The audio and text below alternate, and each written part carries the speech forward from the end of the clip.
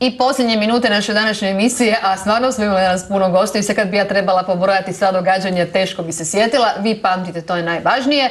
Ovog puta je nedjelja kad vas trebamo, tako je. Varaždincima stvarno blizu, a vama ostalima isto tako ne predaleko, naš stadion Sloboda. Još ako volite streličarstvo, a da si možete spojiti recimo rimsko doba, pa onda i streličari idu nešto nakon toga, ono Robin Hoodovske priče. Dakle, možete imati jedan lijepi povijesni vikend, otprilike tako nekako, ali uživati u odličnom sportu, za koje smo i mi neki mislili da je zapravo jako lag dok ne saznaš neke stvari. No, što se sprema u nedjelju, ajmo mi to doznati od naših gostiju. Pozdravljamo prije svega predsjednicu Županijskog streličarskog saveza, ali i članicu streličarskog kluba Cekin, gospođu Boženu Šimek-Šuplika. Dobar dan i dobro došli. S nama je predsjednik streličarskog kluba Cekin, gospodin Damir Kolarek. Dobar dan i vama. Dobar. I Danijela Habunek, jedna mlada dama koju ćemo ovak samo za sad pozdraviti. Danijela, dobro nam došli. Čuvamo vas ko šećer na kraju za nešto malo kasnije. Možda evo ipak za početak od stručnjaka i znalaca kad je streličarstvo u pitanju, definitivno mi laici misli da je to Robin Hoodovska lagana priča. Uvjerili ste me u potpuno suprotno i povlačim sve one sumnje koje sam ikad imala u streličarstvu. Razuvjeri još jedan put. Ti kao natjecatelj bi mogla malo sad o tome pričati. Da, i dobitnice brojnih priznanja, da sad ne nabrajamo titule, Božena to neće. Da, treba se hvaliti malo i kaj se tiče zadnjeg natjecanja koje smo imali u nedjelju u Sisku, pa bude Božena malo o tome. Pa dobro, ja sam zapravo u jednom trenutku bila jako dobra, pa sam onda postala malo manje dobra, imala sam nekakvih problema šta s treningom, šta s vremenom i sad sam se konačno vratila.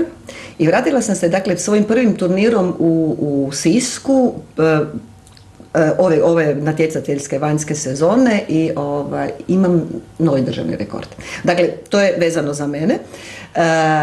Ono koje me veseli da sve više i sve češće spominjemo streličarstvo na televiziji, za to vam jako puno hvala, jer zahvaljujući vama mi imamo zapravo sjajan odjek i dešava nam se da vezano za streličarsku školu mi više ne prestajemo sa streličarskom školom. Nekad smo imali jedan ciklus streličarske škole.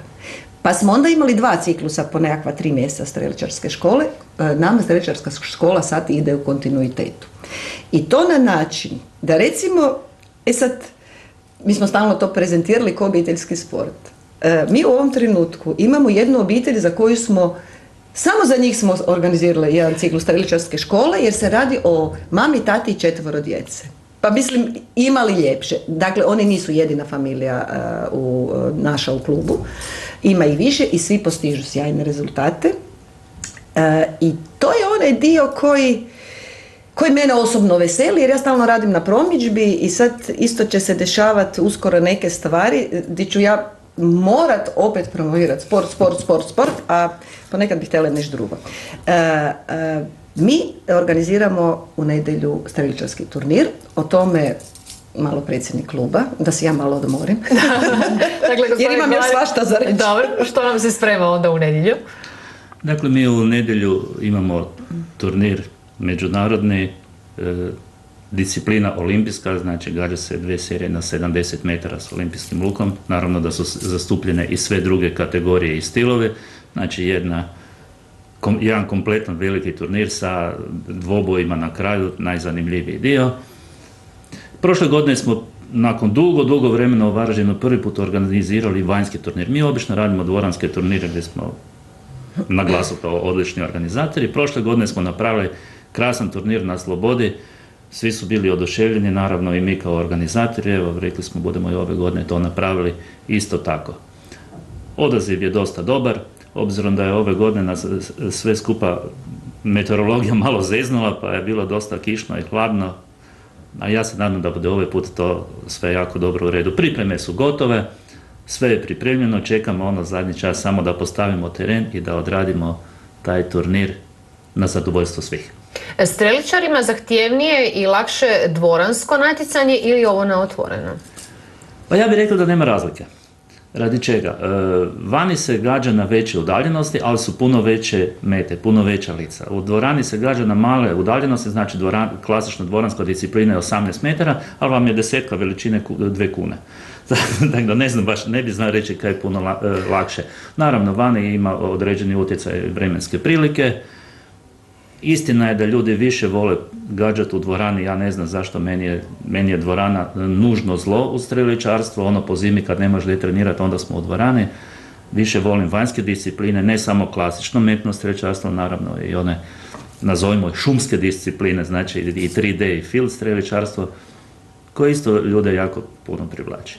Znači, teško je reći kaj je lakše, nije ništa lakše, sve je teško, sve treba vježbati. Međunarodna konkurencija, ovu hrvatsku konkurenciju ste pomeli, a kakvi smo u međunarodnoj konkurenciji? Pa pošteno govoreći, nama najčešće dolazi ekipa iz Slovenije s kojima smo se stvarno veliki prijatelji, koji nas, domaći rečeno, deru gdje stignu. I jači su od nas, imamo i mi par svjetlih točka da ih znamo je iznenaditi, ali volimo ih ugostiti kod nas, da i naši koji misle da su jako dobri ipak vide gdje nam je mjesto, da nas malo prizemlje. To vidim kao pozitivnu stranu, jer odmah su motivirani za bolje treninge, jače treninge, kvalitetnije treninge i onda to ide u onom smjeru u kojem bi trebalo ići. Je li ženska konkurencija ono gdje ćemo ih iznenaditi? Ženska konkurencija zapravo u Hrvatskoj isto nije velika. Ja sad kad pričam o svojim rezultatima, ja naime pričam o rezultatima upravo to, u usporedbi sa rezultatima vani, odnosno u usporedbi sa najboljim rezultatima u Hrvatskoj, jer malo je, jer ja se često, mi se desi da se natječem sa samom sobom. Točni streličar se uvijek natječe sa samim sobom. Ja se uvijek borim za krug 2, 3, 5 krugova više. Dakle, da uvijek budem bolja i bolja. Međutim, volim isto tako tići van, volim se sa Slovencima ogledati, jer onda grizem. No, do duše i tam to dobro funkcionira, u mojoj kategoriji to sve odlično funkcionira. Ja sam se sad naime sjetila nešto, da ne zaboravimo, jer kad god odemo od vas, onda se sjetimo, Isuse Bože, nismo rekli to. Dakle, kaj mi nismo rekli, kaj moramo najaviti, mada budemo još u budućnosti, ove godine ponovo organiziramo Hrvatsku Pumu u suradnji sa udrugom veterana 7. gardijske brigade. Dakle, to je 3D turnir u Možđencu. I opet smo dobili, kao sjajni organizatori, opet smo dobili finale Hrvatskog 3D kupa. I opet ćemo nastojati da nam bude predsjednica pokroviteljica, koliko je bila i prošle godine. To je prvi dio priče. Drugi dio priče, imamo općinu Visoko, s njima imamo zapravo sjajnu suradnju isto po nekim drugim linijama. Oni organiziraju, obično kod njih radimo prezentacije streličarstva za vrijeme njihove bitke za Čanjevo. Za ovu godinu su nas pozvali da li bi mi u sklopu, dakle, bitke za Čanjevo mogli napraviti isto jedan 3D turnir.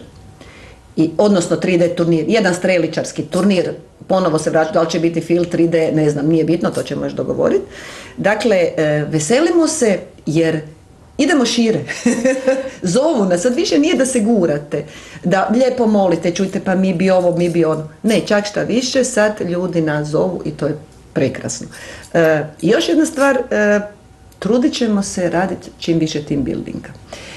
Imamo u planu, imamo sve moguće zadovoljeno, dakle uvjeti su svi zadovoljeni i možemo se početi baviti tim dijelom. Sa nekakvim tupim strelicama po mogućnosti, da ne bi bilo nekakvi unutar dakle, obračuna. Strela ne mre biti tak tupa ako vas pogodi da ne probije. Ne mre.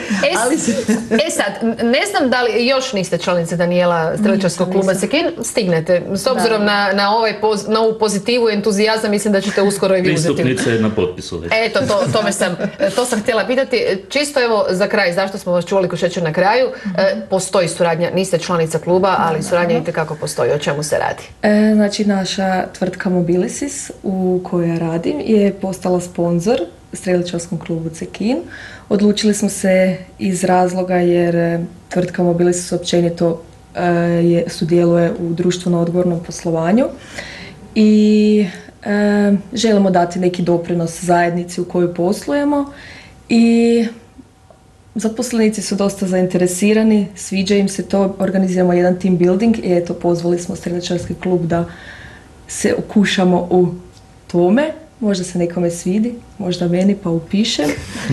I da, htjela sam samo još reći, nisam predstavila, tvrtka Mobilisis je tvrtka tu u sjedištem u Varaždinu koja se bavi razvojem i proizvodnjom inovativnih IoT proizvoda u Smart City segmentu. Sad, dalo bi se tu više opisivati, prepričavati, ali neću sad u detalje. Ali ste se našli definitivno sa našim streličarima. Tako je. I volite Robin Hooda, priznati, Danijela. Jel da je? Pa to jednostavno čovjek ne mora im odoljeti onda kad ima toliko pozitive. Mogli bi mi još puno toga. Vi ste odoljeli. I još se držim, još se ne dam, ali na dobrom sam putu da krenem i ja. Kad zovemo sve u nedjelju, dakle, na slobodu, kad je najbolje doći, zaviriti i pogledati i zaljubiti se u streličarstvo? Znači, sam turnir natjecanje počinje u 10 sati, a onaj najinteresantniji dio, finalni dvoboj, oni budu tam negdje krenuli oko 1-2 sata. Znači, poslije ručka, lagano. Znači, prvo streličari imaju kvalifikacijski dio, onda budu dobili zasluženi, ko više, ko manje zasluženi ručak i onda su nakon toga ti dvoboji, eliminacije, koje bude zanimljivo vidjeti. Banfičari, zatvarajte prozore u nedjelju, dakle šalimo se, naravno, riječ je o znalcima. I ne izlaziti na ulicu. Neće biti opasno, jer čekamo nekakvo novo priznanje, novu medalju, mislim, ja se nadam. Pa ja se nadam. S obzirom da smo s medaljama bili dobri, sad u Sisku prošli tjedan nas je bilo 9 streličara, došli smo sa 8 medalje natrag. 3 zlata, 3 srebra i 2 bronce. Ne vidim razloga da bi ovaj tjedan bio drugčiji, nadamo se istom uspjehu. Evo, pozivamo zainteresirani da dođu vidjeti kako mi to radimo i naravno i ovim putem ujedno zahvaljujem firmi Mobilisis na sponzorstvu.